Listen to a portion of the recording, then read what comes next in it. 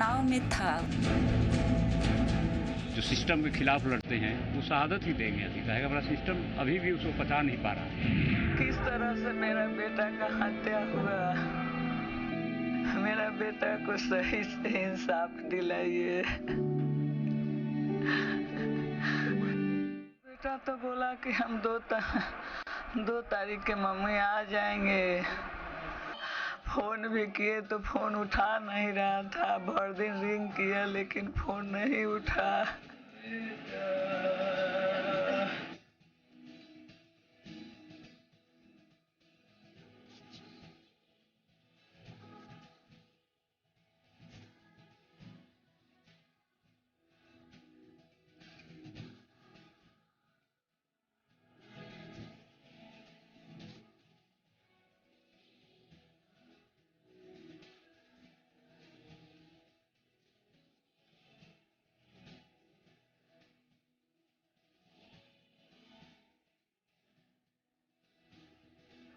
ईमानदारी करने का नतीजा उसको प्राण लेकर उन्होंने उसका हत्या कर दी।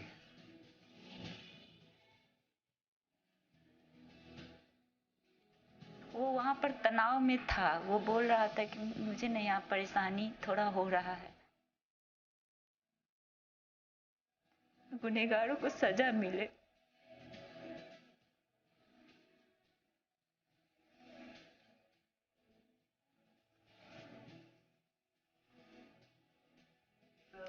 सब बहुत प्यार करते थे उससे।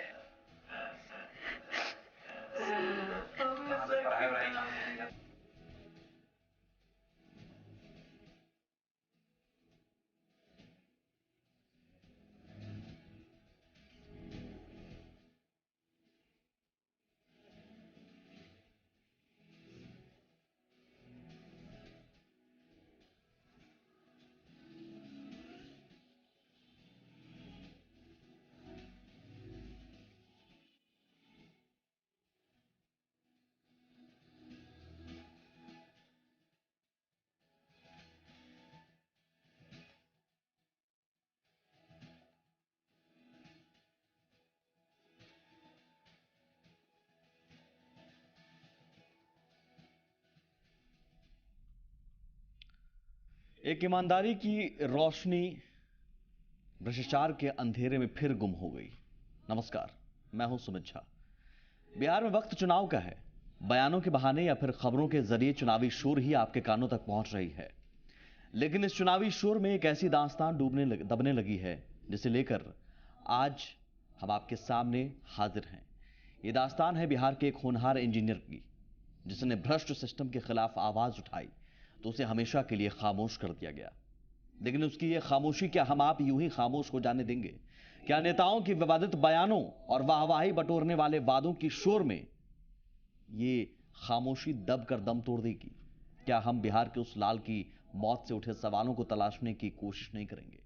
क्या ईमानदारी के लिए जान दे देने वाले उस जवान बेटे के मां बाप को इंसाफ दिलाने के लिए आगे नहीं आएंगे? बस आज इन्हीं सवालों के साथ हाजिर हैं हम।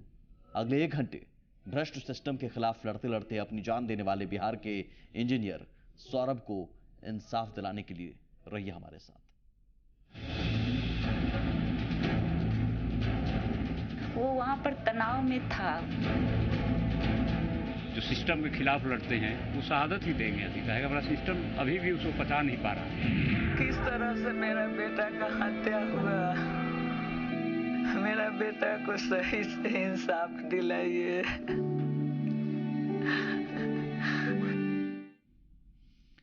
उसने सच्चाई का साथ नहीं छोड़ा। ईमानदारी उसकी जान थी। हर कदम पर शातिरों की शह और मात का खेल चल रहा था। चारों तरफ से उसे घेरने की कोशिश हो रही थी, लेकिन भ्रष्टाचार के महाभारत में अकेला योद्धा अभिमन्यु की तरह वो लड़ता रहा। लिहाजा लिख दी गई एक गुमनाम मौत, जो अब भी सच की गुहार लगा रहा है।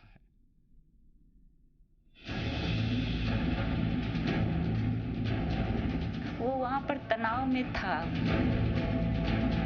जो सिस्टम के खिलाफ लड़ते हैं वो शहादत ही देंगे। अभी कहेगा बड़ा सिस्टम अभी भी उसको पचा नहीं पा रहा। पहले सोच पर चोट, नहीं बनी बात, तो फिर तोड़ने की कोशिश, फिर भी नहीं बनी बात। वो एक अनजान मौत की लिखी गई दास्तान। क्या है सच? वो आम लड़का था, लेकिन सपने बड़े थे। इलाके के हर शख्स की जुबान पर उसका नाम था। वजह न केवल पढ़ने में अव्वल, बल्कि जिंदा दिली का जीता जागता मूरत। जी हां, हाजीपुर के अखिलाबाद गांव का रहने वाला सौरभ की शख्सियत ही ऐसी थी। सिंदरी इंजीनियरिंग कॉलेज से पढ़कर निकला ये नौजवान जब करियर बनाने की राह पर चला तो कामयाबी भी कदम चूमने लगी। सीढ़ी दर सीढ़ी नए आयाम लिखता चला गया। वो पढ़ने में बहुत होशियार था, बहुत ब्रिलियंट था। वो बीआईटी सिंदरी से इंजीनियरिंग करके फिर उसी में उसका कैंपस सिलेक्शन हुआ था। लेकिन इन कामयाबियों के बीच भी सौरभ का मन बेचैन रहता था। हर वक्त कुछ छूटने का एहसास होता था। सौरभ की बस एक ही इच्छा थी, कुछ बड़ा करना है तो लौटना होगा घर के पास। और एक दिन उसने फैसला लिया घर लौटने का, अपने अजीजों के पास। यहाँ इस नौकरी में ना हाजीपुर वाले में केस हो गया था, जिसकी वजह से वो यहाँ का लगने में टाइम लग रहा था। तो उसने तब तक कलकत्ता वाला बोला मैं बैठे रहूंगा, इससे अच्छा है मैं कलकत्ता वाला ज्वाइन कर लेता हूँ। वो वहाँ जाके ज्वाइन कर लिया। अभी बस यहाँ वाला होने ही वाला था, वो आने ही वाला था। यहाँ ट्रांसफर हुआ था? नहीं, ये अलग, ये हाजीपुर जोन में हुआ था, वो कलकत्ता वाले में हुआ। हाँ, यहाँ ज्वाइन ये पहले ही हो गया था, लेकिन 2 साल से केस चल रहा था। वो आया इसी के लिए था कि मुझे हाजीपुर ज्वाइन करना है। हालांकि हाजीपुर में सौरभ की पोस्टिंग नहीं हो पाई, लिहाजा सौरभ ने खाली बैठने के बजाय कोलकाता के खड़गपुर में बतौर रेलवे इंजीनियर के पद पर ज्वाइन तो कर लिया, लेकिन शायद सौरभ खड़गपुर में अपनी मौत की आहट नहीं सुन पाया, क्योंकि यहां लिखी जा रही थी सौरभ की मौत की साजिश। वजह, सौरभ में जोश और ईमानदारी का जज्बा कूट कूट कर भरा हुआ था। सोच बिल्कुल साफ, ईमानदारी की रोटी से जिंदगी की जंग को लड़ना है, लेकिन उसे यह पता नहीं था कि उसके इर्द गिर्द एक जाल बुना जा रहा है। एक ऐसा जाल, या तो उसमें फंसकर वो उनके मुताबिक काम करें, और अगर इनकार करें तो फिर अंजाम भयानक हो। और ऐसा हुआ। खड़गपुर से मोबाइल की एक घंटी सौरभ के हाजीपुर स्थित इस घर में आता है।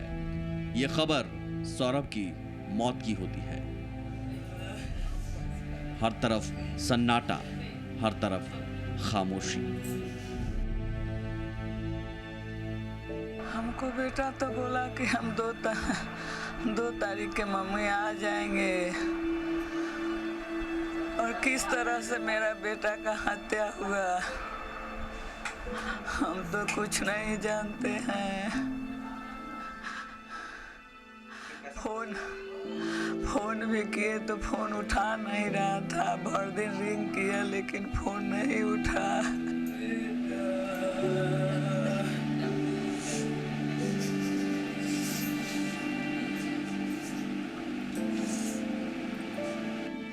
विकास आनंद, जी मीडिया, हाजीपुर।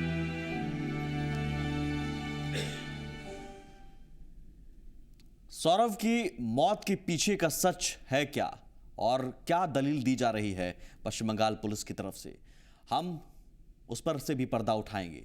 अगले कुछ मिनटों के बाद हम वो रिपोर्ट भी दिखाएंगे जिसमें आपको बताएंगे कि किस तरह से पश्चिम बंगाल पुलिस वो दलीलें दे रही हैं जो शायद आप भी उस पर यकीन ना कर पाएं, लेकिन कहीं ना कहीं इसके पीछे वजह ये समझा जा सकता है कि भ्रष्ट सिस्टम में सभी की मिली भगत होती है, सभी मिले होते हैं। हमारे साथ प्रोफेसर नवल किशोर चौधरी हैं।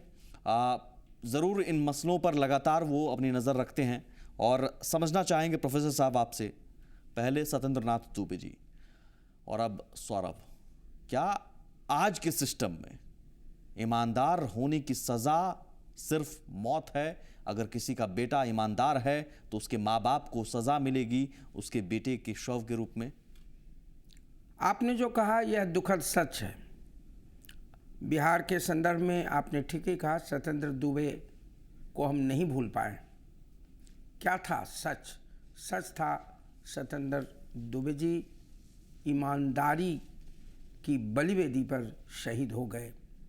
उन्होंने लिखकर भेजा था, जो भ्रष्टाचार सिस्टम में था उसके खिलाफ लिखा था, पत्र गोपनीय था, फिर भी उस पर एक्शन नहीं हुआ और परिणाम उनकी हत्या। आज तक भी न्याय नहीं मिल पाया, यह दूसरा दुखद सच है। आज आप देख रहे हैं सौरभ को फिर एक बार शहीद होना पड़ा, ईमानदारी के लिए अपनी जान गंवानी पड़ी। सच तो ये है कि सिस्टम पहले से भी अधिक भ्रष्ट हुआ है, पहले से भी अधिक ऐसे लोग जो गलत करते हैं, भ्रष्टाचार में लिप्त हैं। और यह भ्रष्टाचार केवल इस अर्थ में भ्रष्टाचार नहीं है कि आर्थिक मामले हैं और उन आर्थिक अपराध होते हैं, बल्कि इसका संबंध सीधे क्राइम और पॉलिटिक्स से जुड़ा हुआ है। मैं नहीं जानता कि सौरभ के केस में पॉलिटिक्स कितना है, लेकिन आप देखेंगे कि एक नेक्सस हुआ है। सिस्टम जो हमारा है, जिस सिस्टम में भ्रष्टाचार पनपा है, उस सिस्टम का एक नेक्सस है। ये नेक्सस इतना व्यापक है कि इसमें पॉलिटिकल क्लास आ जाता है, इसमें ब्यूरोक्रेसी इन्वॉल्व हो जाती है, और ब्यूरोक्रेसी का वह हिस्सा इसमें इन्वॉल्व है जिसे पुलिस कहते हैं। आपने अभी अपनी रिपोर्ट में बताया कि बंगाल पुलिस जो तथ्य सामने ला रही है, जो कारण बता रही है, उस पर विश्वास करना मुश्किल है। सीधा सा सवाल है कि क्या पुलिस निष्पक्ष इन मामलों में है? पुलिस का भी नेक्सस हुआ है।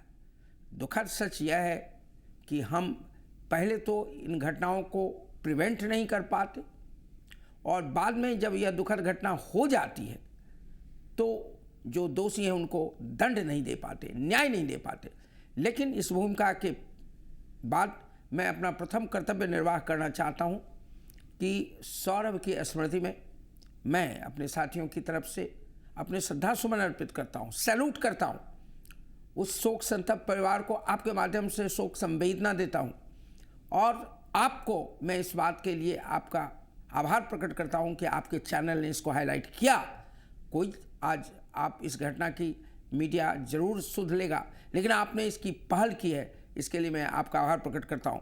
जहां तक सवाल है सौरभ की, इस घटना का जांच का आदेश दिया गया है, ऐसी सूचना आ रही है, लेकिन ये टाइम बाउंड जांच हो और शीघ्र कुछ फैसला हो, लोगों को लगे कि न्याय सिर्फ हुआ नहीं है, होता हुआ दिखना चाहिए, और खौफ भी उन लोगों में पैदा हो। इसीलिए जब तक ऐसा नहीं होगा, इस सिस्टम के अपराधी हैं उनको खौफ नहीं होगा। बिल्कुल। हम एक रिपोर्ट और दिखाने की कोशिश करते हैं, और उस रिपोर्ट के जरिए समझने की कोशिश करते हैं कि सच है क्या।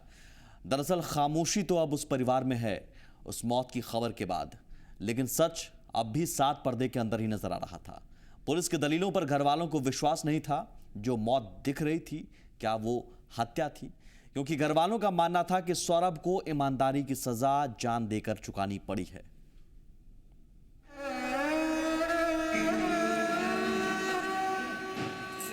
हर तरफ खामोशी,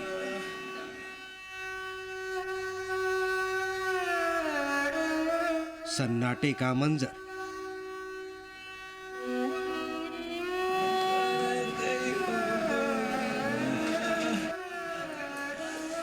आंखों से आंसू की टपकती अविरल धारा।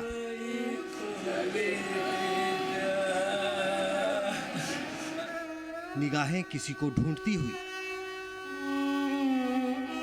क्योंकि मोबाइल की एक घंटी से इस घर में मातम छा गया।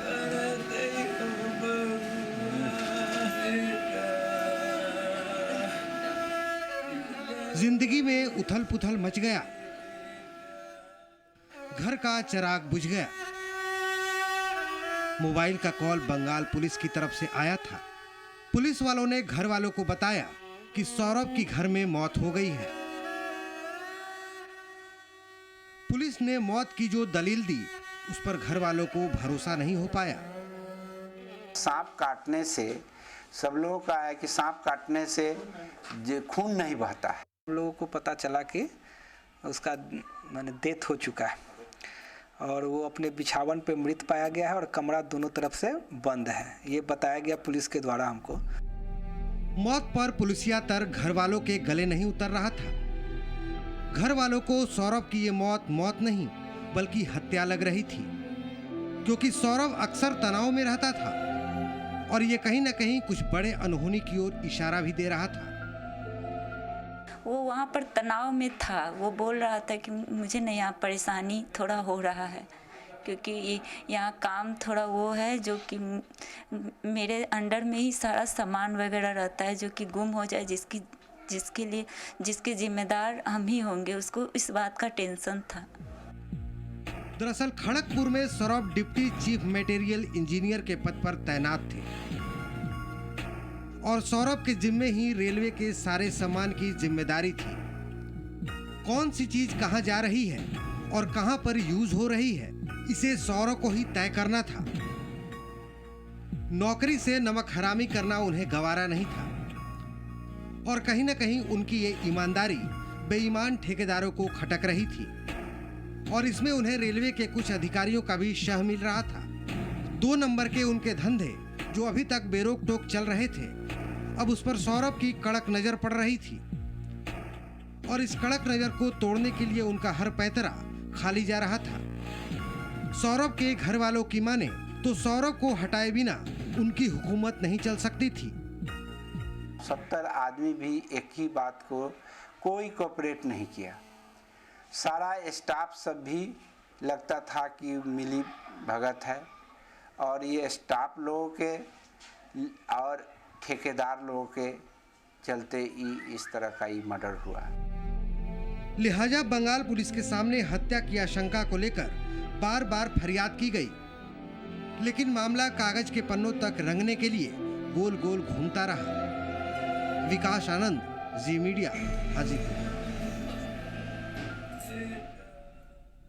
पहले तो ईमानदारी की सजा मिलती है और उसके बाद इंसाफ पाने के लिए किस तरह से अब शायद जद्दोजहद शुरू हो चुकी है। इसे ही जद्दोजहद कहते हैं कि सिस्टम कहता है पहले कि सांप काटने से मौत हुई, लेकिन शव को देखने के बाद ऐसा कहीं से भी नहीं लगता कि सांप काटने से सौरभ की मौत हुई हो।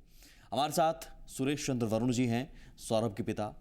सुरेश जी, इस दुख की घड़ी में जी मीडिया आपके साथ खड़ा है, संवेदना जाहिर कर रहा है और समझ सकते हैं हम आपका दुख, एक पिता का दुख, जवान बेटे को आपने खोया है, लेकिन ईमानदारी की सज़ा उसे मिली है ये ज़रूर हम कहेंगे, लेकिन भ्रष्ट सिस्टम से लड़ते लड़ते वो शहीद हुए हैं, इसलिए उन्हें सलाम भी।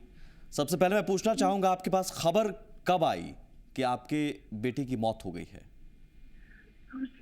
22 तारीख को 11:30 बजे रात को मुझे खबर आई कि आपका बेटा का डेड बॉडी उसके रूम में पाया गया है और आप जल्द से जल्द आ जाइए। किसने खबर दी थी? ये पुलिस के द्वारा, और वहाँ पर जो मकान, जिसका मकान में वो मेरा लड़का रहता था, नागराजू, उसका फोन आया। वो उन्होंने क्या कहा? पुलिस ने क्या किया? पुलिस की तरफ से क्या कहा गया? पुलिस कुछ यही कहा कि आपका बेटा को सांप काटने से मौत हो गया है, आप अपना डेड बॉडी लेने के लिए जल्द से जल्द आ जाइए। सांप काटने से मौत हुई, उसके बाद फिर उसके बाद क्या वहाँ पर जाने के बाद आपको लगा या फिर उस शव को देखने के बाद लगा कि सांप काटने से हुई है मौत? हम बुजुर्ग आदमी थे, हमारा लड़का लोग, हमारे घर के लोग जाने नहीं दिया। मेरा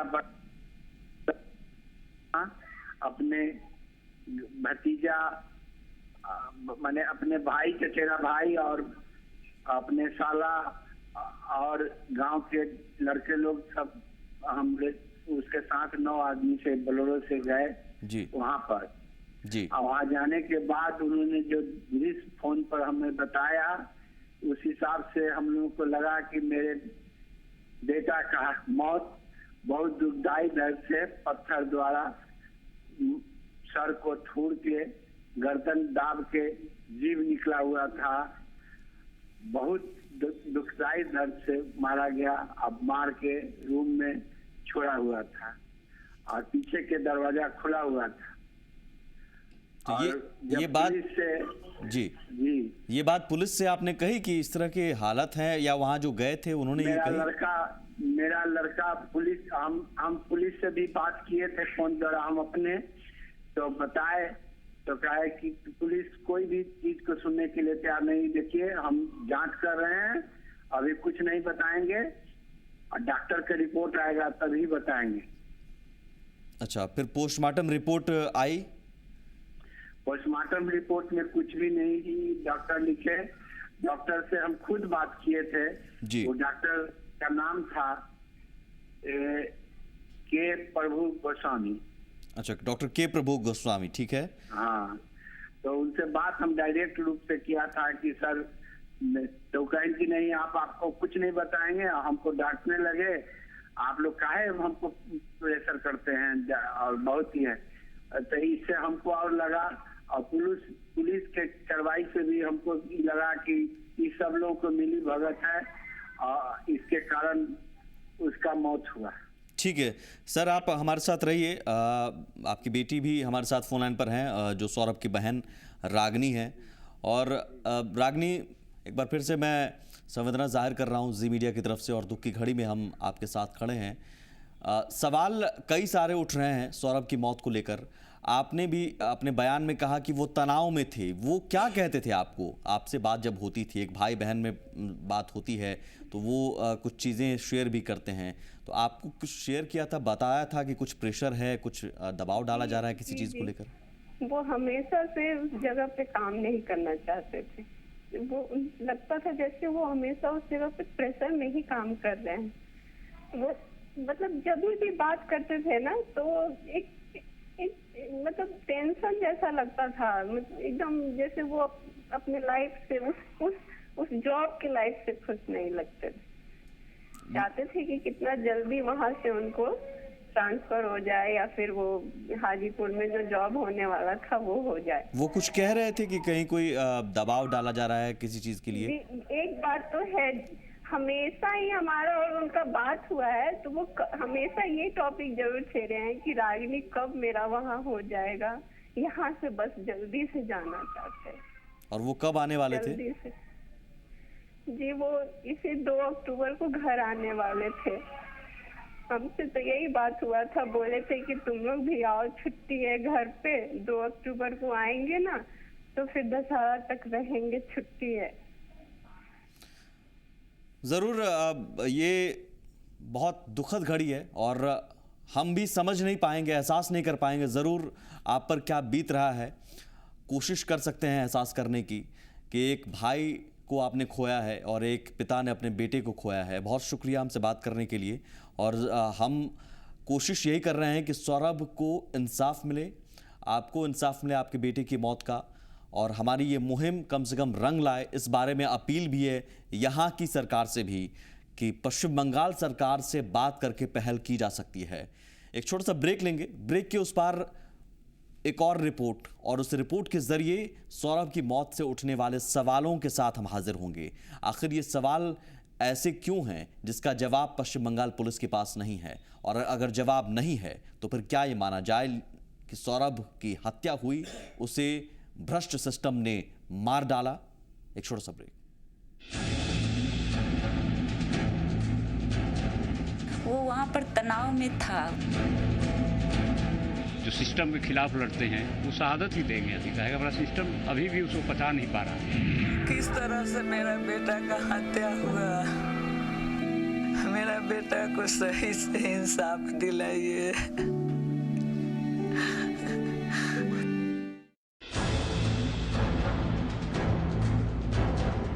वो वहाँ पर तनाव में था।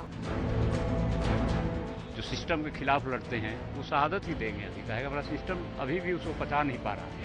किस तरह से मेरा बेटा का हत्या हुआ, मेरा बेटा को सही से इंसाफ दिलाइए। यह एक ईमानदार रोशनी फिर भ्रष्टाचार के अंधेरे में गुम हो गई है। बात हम आज कर रहे हैं हाजीपुर के होनहार इंजीनियर सौरभ की। सत्येंद्र नाथ दुबे आपको याद होंगे, ठीक वैसे ही कहानी सौरभ की नजर आ रही है।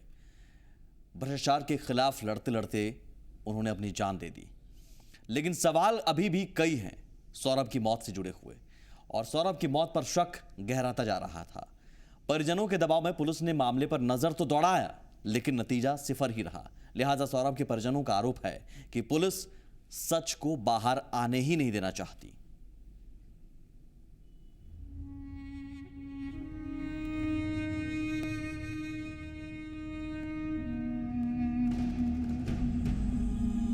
सौरभ की मौत हुई है या फिर हत्या?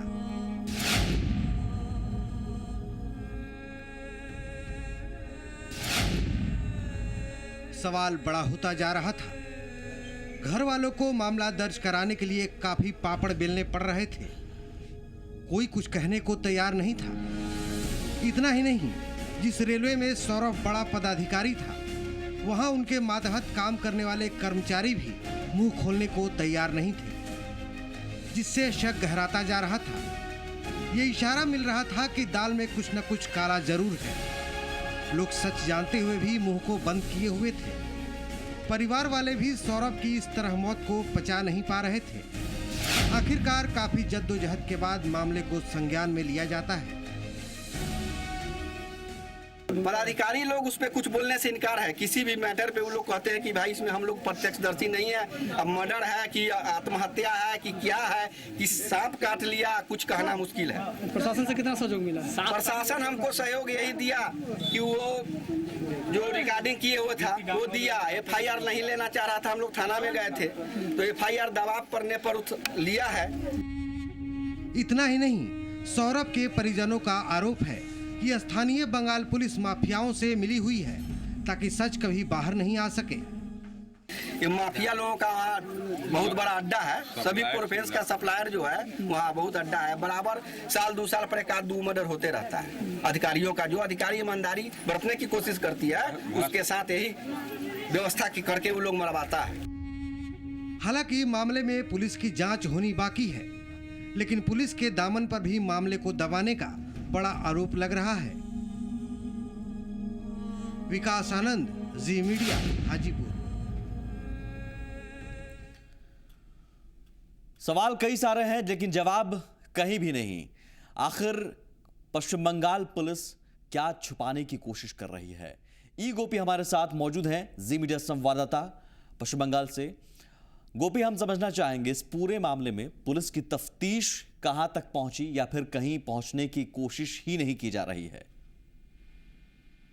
देखिए, 22 सितंबर की घटना है। पुलिस ने 22 सितंबर को सौरभ कुमार की डेड बॉडी रिकवर की थी।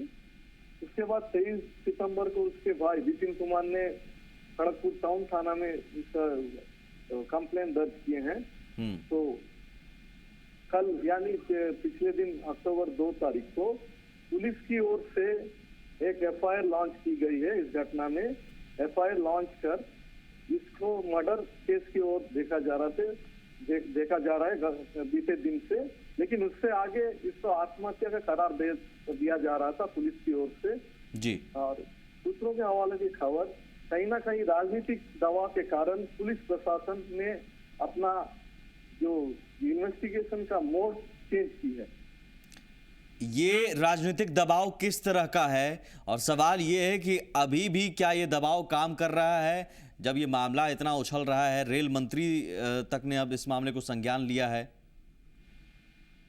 देखिए, हमें पुलिस की जो इन्वेस्टिगेशन जो अभी जो तरह से किया जा रहा है बीते कल से, उससे यही पता चल रहा है कहीं ना कहीं राजनीतिक दबाव के कारण पुलिस ने अपने इन्वेस्टिगेशन का मोड चेंज किए हैं। और आने वाले दिन में पता चलेगा कि सही दोषी को पकड़ पाते हैं कि नहीं। चलिए, शुक्रिया जानकारी के लिए। गोपी हमारे साथ पश्चिम बंगाल से जानकारी दे रहे थे कि अब जाकर इस मामले में हत्या का एंगल जोड़ा गया है दबाव पड़ने के बाद, लेकिन शुरुआत में आत्महत्या से ही इस मामले को जोड़कर दबाने की कोशिश की जा रही थी और राजनीतिक दबाव कहीं ना कहीं। प्रोफेसर साहब, राजनीतिक दबाव एक बार फिर से यहाँ पर सामने आता नजर आ रहा है। बिल्कुल, बिना राजनीतिक दबाव के मूवमेंट होता ही नहीं। आप देखिए ना, 2 तारीख को डेड बॉडी मिलती है। जो डिसीज्ड है इस केस में सौरभ, उनके पिताजी ने जो डिस्क्रिप्शन दिया है, जो वर्णन किया है पुत्र की स्थिति का, वो प्राइमा फेसाई स्पष्ट है प्रथम दृष्टया कि ये असामान्य मृत्यु है जी। जिस तरह का उनका जिस स्थिति में उनका शरीर पाया गया, सौरभ का मृत शरीर, स्पष्ट है कि सामान्य मृत्यु नहीं है। एफआईआर उसी दिन लॉन्च होना चाहिए था पुलिस की तरफ से, लेकिन अभी जो रिपोर्ट आ रही है और जिसको आपने अभी दिखाया और सुनाया, उसके अनुसार 2 तारीख को एफआईआर लॉन्च होता है। कहीं न कहीं पुलिस का इन्वॉल्वमेंट है और रिपोर्ट में भी बात आई एक माफिया वर्क कर रहा। अब देखिए सर्कमस्टेंसेस क्या है, nature of the job Saurabh का क्या था, वो मटेरियल्स देख रहे थे, कॉन्ट्रैक्टर का सीधा संबंध है मटेरियल से और सारी बातों से। कहीं न कहीं परिस्थिति उस ओर इशारा कर रही है कि वो उस रास्ते में आ रहे थे जो भ्रष्टाचार का रास्ता, उसको रोक रहे थे भ्रष्टाचार को, और जो माफिया है उनकी मनमानी नहीं चल रही थी, उन्होंने हटाया है। ये स्पष्ट मैं मानता हूँ कि हत्या का मामला है। लोग पुलिस इसको दबाना चाहती थी, पुलिस माफिया नेक्सस है, इसीलिए उनके साथ। और देखिए डॉक्टर, मान लीजिए कि रिपोर्ट जो भी हो, लेकिन एक डॉक्टर इतना क्या असंवेदनशील हो सकता है जी कि जो एक युवक जिसकी मौत होती है, चाहे सामान्य हो या असामान्य हो, इस केस में तो असामान्य है, उसका पिता जब उससे बात करता है तो उससे जिस तरह से बात की गई, क्या वो असंवेदनशीलता का परिचय नहीं है? यह असंवेदनशीलता अचानक नहीं हुई होगी, वो डॉक्टर इन्वॉल्व होगा। नेक्सस है, बिल्कुल ये नेक्सस का असर ही है, इन्वॉल्व होगा, नहीं तो कोई सामान्य परिस्थिति में ऐसी बात नहीं करता। और ये राजनीतिक दबाव पड़ा है। मैं समझता हूँ राजनीतिक दबाव बिहार से पड़ना चाहिए। आप शायद इस विषय को ले लास्ट सेगमेंट में अगर ले सके तो। बिल्कुल, राजनीतिक दबाव हम कोशिश करेंगे, हम अपील भी लगातार कर रहे हैं कि यहाँ की सरकार भी दबाव डाल सकती है पश्चिम बंगाल सरकार पर कि सही जांच हो, सौरभ के परिजनों को न्याय मिले, इंसाफ मिले, जल्द से जल्द मिले। अपनी तरफ से पहल की जा सकती है, हम अपील भी कर रहे हैं। और सवाल ये भी कि अगर जांच पहले सही दिशा में नहीं की जाने की कोशिश की गई तो वो कौन लोग हैं जो दबाने की कोशिश करते रहे और कर रहे हैं, उन्हें भी सामने लाने की कोशिश होनी चाहिए। रामाकृष्णन हमारे साथ हैं, सौरभ के दोस्त हैं, करीबी रहे हैं। रामाकृष्णन साहब, शुक्रिया हमसे जुड़ने के लिए और इस दुख की घड़ी में हम आपके साथ हैं। सर, पहले तो मैं समझना चाहूँगा सौरभ के बारे में कुछ बताएं, और सौरभ की मौत हुई उससे पहले क्या उन्होंने कुछ डिस्कस किया था कि कुछ दबाव है, कहीं कोई प्रेशर की बात उनकी जॉब में? हेलो सर, हाँ, सबसे पहले तो मैं बताना चाहूँगा कि मैं उसका बैचमेट था, हम लोग साथ ही एक हॉस्टल में रहते थे जी। और मैं बता सकता हूँ कि वो बिल्कुल ही सुलझा हुआ लड़का था, और मतलब कोई भी आप कुछ भी कह लो, वो सीधी सादी बात करता था और अपना रास्ता उसे पता होता था। ठीक है, और हम बस इस मामले में, पूरे मामले में मीडिया के थ्रू, आप लोग के थ्रू सर, बस हमारी एक ही डिमांड है सर कि पोस्टमार्टम रिपोर्ट के साथ जो भी टेम्परिंग हुई है उसको उसके लिए जो भी सीएमओ है जिनके अंडर, जिनके सुपरविजन में ये सारा कुछ हुआ है, उनको प्रॉपरली इन्वेस्टिगेट किया जाए और एक प्रॉपर पोस्टमार्टम रिपोर्ट जो आनी चाहिए जी, वो सही पोस्टमार्टम रिपोर्ट हमें चाहिए। एफआईआर में जो भी कन्विक्टेड है, जो भी एक्यूज्ड है, उसको इन्वेस्टिगेट करे ऑनेस्टली, हमारी यही डिमांड है सर। सौरभ से आपकी लास्ट बात कब हुई थी? सौरभ से हमारी बात सर, हमारी बात नहीं हुई एग्जैक्टली। हम उनके भाई विपिन से आफ्टर डेथ हमारी बात विपिन से हुई है, एंड थ्रू सोशल मीडिया, और हम लोग, हमारा जो फ्रेंड सर्किल है उसके थ्रू हमें सारी डिटेल्स की जानकारी मिली है through Vipin and family and हमारे फ्रेंड सर्किल के थ्रू। तो ये जिक्र कभी हुआ कि कुछ दबाव है, जॉब में कुछ परेशानी है? जी हाँ, बिल्कुल बिल्कुल दबाव में रहते थे, और वो मतलब उन्होंने, उनकी एक न्यू ज्वाइनिंग थी उस जगह पे, और वहाँ एक पूरा जो भी एक सिस्टम बना हुआ था उसमें वो ढलने के लिए तैयार नहीं थे, उनका जमीर अलाउ नहीं करता था, और खुद को मतलब घुटन महसूस कर रहे थे वहाँ पे, वो ऐसी उनकी सिचुएशन बनी हुई। और सौरभ ये बात बताते थे कि उन पर दबाव डाला जा रहा है या फिर धमकी दी जा रही है? बिल्कुल, आप फैमिली हमारे साथ डायरेक्टली उनकी ये सारी बातें नहीं होती थी। हाँ। बट आप सुन सकते हैं उनकी फैमिली के जो भी सारे बयान है उनमें आप क्लियरली वो मतलब वो मैं बताता हूँ, वो ऐसा क्लियरली कुछ बोलने वाला नहीं है कि मेरे साथ ये हो रहा है वो हो रहा है, बट फैमिली बता रही है कि वो प्रॉब्लम में थे, उनके साथ प्रॉब्लम चल रही थी। ये सारी चीजें आपको पता चल रही हैं, फैमिली बता बिल्कुल। हम बयानों के जरिए और जो हालात हैं, जो मौत के पीछे सवाल हैं, उन सवालों को सुनकर, उन मौत के हालातों को समझकर कोई भी कह सकता है कि ये हत्या हो सकती है, हत्या है। लेकिन सवाल है कि पुलिस फिर छिपाने की क्या कोशिश कर रही है, और इतनी देर बाद हत्या का मामला दर्ज किया जाता है 2 अक्टूबर को। तो फिर सवाल है कि क्या इससे पहले कुछ छिपाने की कोशिश होती रही, राजनीतिक दबाव है? अगर ऐसा है तो पश्चिम बंगाल की सरकार क्या कर रही है? और बिहार सरकार को भी पहल करनी चाहिए इस मामले में, एक पॉजिटिव तौर पर पश्चिम बंगाल सरकार से बात करने की। सवालों के घेरे में पुलिस की भूमिका है। आखिर क्यों सौरभ के परिजन किसी बड़ी जांच एजेंसी से मामले की जांच करवाना चाहती है? क्या सत्येंद्र दुबे हत्याकांड की तरह ही यह हत्याकांड भी भ्रष्टाचार की दलदली कहानी की कड़ी को जोड़ता है? हालांकि रेल मंत्री सुरेश प्रभु ने इस मामले की जांच के आदेश दिए हैं। पुलिस की भूमिका सवालों के घेरे में है, क्यों? जरा ये सुनिए।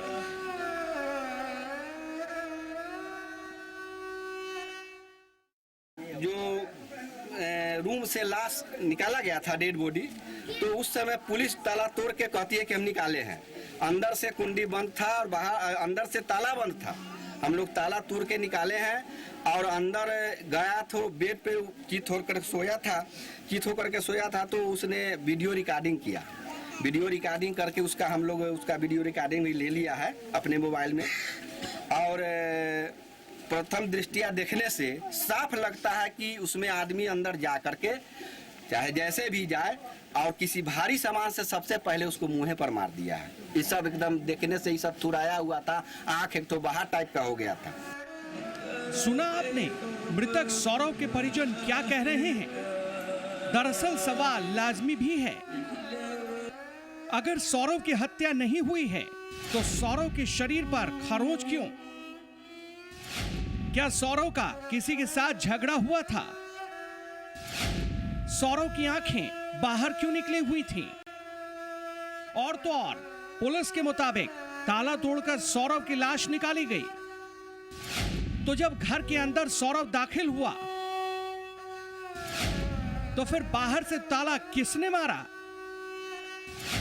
सौरभ ने तो यह ताला नहीं लगाया होगा। साथ ही पुलिस ने सौरभ के मोबाइल डिटेल को क्यों नहीं खंगाला? मृतक सौरव की ये तस्वीरें नहीं दिखा सकते हैं क्योंकि ये तस्वीरें आपको विचलित कर सकती हैं, लेकिन कहीं न कहीं ये मामला संदिग्ध दिखाई पड़ रहा है। हालांकि स्थानीय पुलिस ने इस पर आंखें मूंदने के सिवाय कुछ और नहीं किया और साफ तौर पर कह दिया कि उसकी मौत सांप काटने की वजह से हुई है। लेकिन घर वालों की मांग है कि सौरव के पोस्टमार्टम रिपोर्ट से छेड़छाड़ की जा सकती है, लिहाजा विसरा रिपोर्ट के लिए जांच सैंपल्स भेजे जाएं, क्योंकि सौरव को स्क्रैप डीलिंग वाले माफियाओं से खतरा था। लिहाजा कहीं ये इंजीनियर सत्येंद्र नाथ दुबे हत्याकांड की तरह ही इंसाफ पाने की लड़ाई में दम नहीं तोड़ दें, क्योंकि national highway authority of India के project director engineer Satyendra Dubey, जिनकी हत्या 27 नवंबर 2003 को गया में केवल इसलिए कर दी गई थी कि उन्होंने तत्कालीन प्रधानमंत्री अटल बिहारी वाजपेयी को पत्र लिखकर अथॉरिटी के भ्रष्टाचार का खुलासा किया था। हालांकि इसमें दोषी पकड़े गए, सजा भी सुनाई गई, लेकिन जिस सच को बाहर निकालने के लिए जांच जिस दिशा में की जानी चाहिए थी वैसा नहीं हुआ। चाहते हैं कि इसकी सही तरह से जांच हो, सीबीआई जांच हो, इसकी गुनहगारों को सजा मिले, मेरे बेकसूर भाई को सजा मिला है। जिस तरीके से और दोषी को उस बहुत बहुत कड़ी से कड़ी सजा मिले।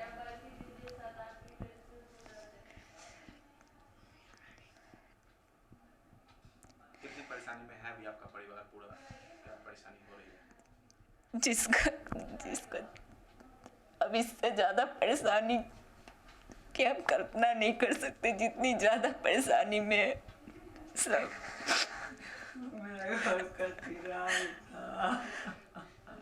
वो मेरा हमारा छोटा भाई था, बहुत असरा से उसके पास से और कुछ नहीं रहता, सब बहुत प्यार करते थे उससे। साफ है मृतक सौरव के परिवारों का अंदेशा गहरा होता जा रहा है। उन्हें स्थानीय पुलिस की जांच पर भरोसा नहीं है। उधर मृतक सौरव के दोस्त भी उसे इंसाफ दिलाने के लिए राजधानी दिल्ली में कैंडल मार्च निकाल चुके हैं। दोस्त न्याय से महरूम न रह जाए, इसके लिए जद्दोजहद जारी है। सौरभ ऐसे लोग जो सिस्टम के खिलाफ लड़ते हैं वो शहादत ही देंगे अभी, कहेगा हमारा सिस्टम अभी भी उसको पचा नहीं पा रहा है। हम ईमानदार बन सकते हैं या नहीं बन सकते हैं वो तो नेक्स्ट लेवल है, लेकिन जो ईमानदार बन रहा है उसे ऐसा रिवार्ड कम से कम नहीं मिलना चाहिए, उसके साथ लोग होने चाहिए।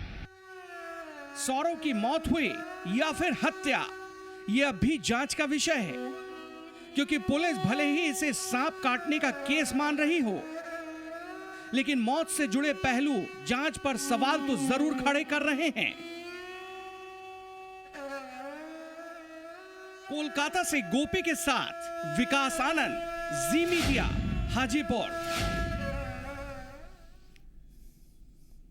वाकई ये दुखद कहानी, लेकिन सवाल है कि सिस्टम की संवेदना क्या इस कदर मर गई है कि एक परिवार ने अपना जवान बेटा, जवान भाई खोया है, लेकिन फिर भी जांच सही दिशा में हो, इसके लिए भी ठोस पहल नहीं की जा रही। इसके लिए भी हमें चीख चीख कर कहना पड़ रहा है और उनके परिजनों को बार बार सवाल उठाना पड़ रहा है। ये किसी भी सरकार में, किसी भी सिस्टम में अगर होता है तो सवाल उठते हैं कि क्या आज के सिस्टम में ईमानदार होना सबसे बड़ा गुनाह है।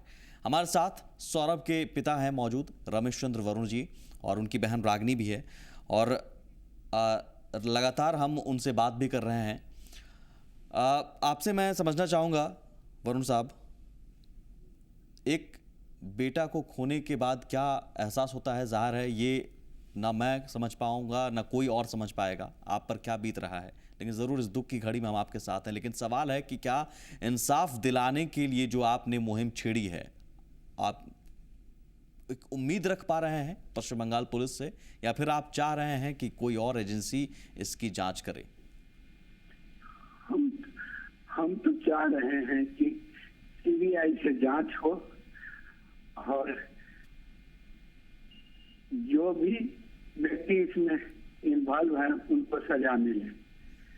मेरा बेटा बहुत ईमानदार था और बहुत आशा उस पर हम लगाए हुए थे, बहुत ही टेंशन में था, और हम उसके नहीं रहने पर हम लोग को जो बीत रहा है वो क्या करें, न सो पाते हैं, न बैठ पाते हैं, न चल पाते हैं। यह स्थिति हमको है। समझ सकते हैं सुरेश चंद्र जी, बिल्कुल समझ सकते हैं, और यकीन मानिए आपकी इस मुहिम में हम आपका साथ देंगे। जी मीडिया आपके साथ खड़ा है। रागिनी, मैं समझना चाहूँगा आपसे कि एक परिवार में जब जवान बेटा या आपने अपने भाई को खोया है, उसके बाद आप लोग लड़ रहे हैं, ये बहुत काबिल तारीफ़ है। उम्मीद आपने रखी है अभी इंसाफ के लिए, लेकिन सत्येंद्र दुबे की कहानी भी आपने देखी होगी। आपको एक विश्वास पश्चिम बंगाल पुलिस पर, या फिर आप सीबीआई के जरिए ही जांच करवाना चाह रही हैं, और बिहार सरकार से किस तरह की मदद चाह रही हैं? जी सीबीआई जांच चाहते हैं।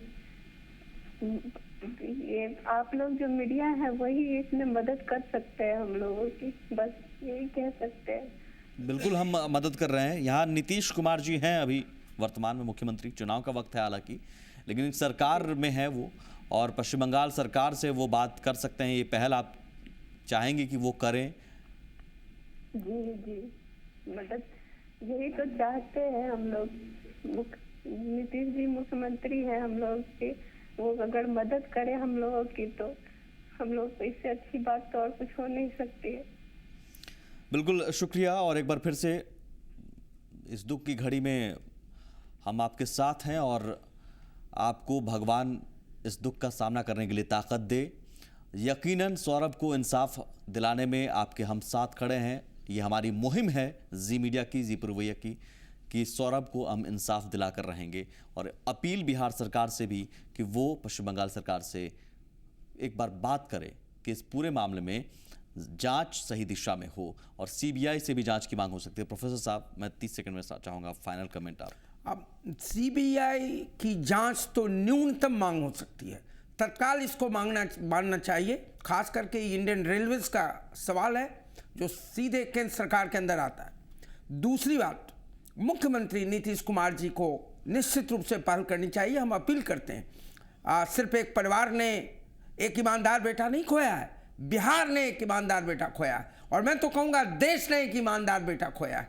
स्वाभाविक है, हमारी मांग होगी कि इसका सीबीआई इंक्वायरी हो, एक फास्ट ट्रैक हो और दोषी को ऐसा दंड दिया जाए कि फिर कभी ये एक उदाहरण बन जाए कि इस तरह का अपराध लोग नहीं कर पाए। बिल्कुल, और जरूरी है कि इस दिशा में सभी मिलकर आगे आए। सियासी बिल्कुल सियासत से ऊपर उठकर सभी पार्टी भी आगे आए, दबाव डाला जाए ताकि इस मामले में इंसाफ मिले। बहुत शुक्रिया प्रोफेसर साहब, और हमारी ये मुहिम आगे भी जारी रहेगी सौरभ को इंसाफ जब तक नहीं मिल पाता है। नमस्कार। वो वहाँ पर तनाव में था। जो सिस्टम के खिलाफ लड़ते हैं वो शहादत ही देंगे। अभी कहेगा हमारा सिस्टम अभी भी उसको पचा नहीं पा रहा। किस तरह से मेरा बेटा का हत्या हुआ, मेरा बेटा को सही से इंसाफ दिलाइए।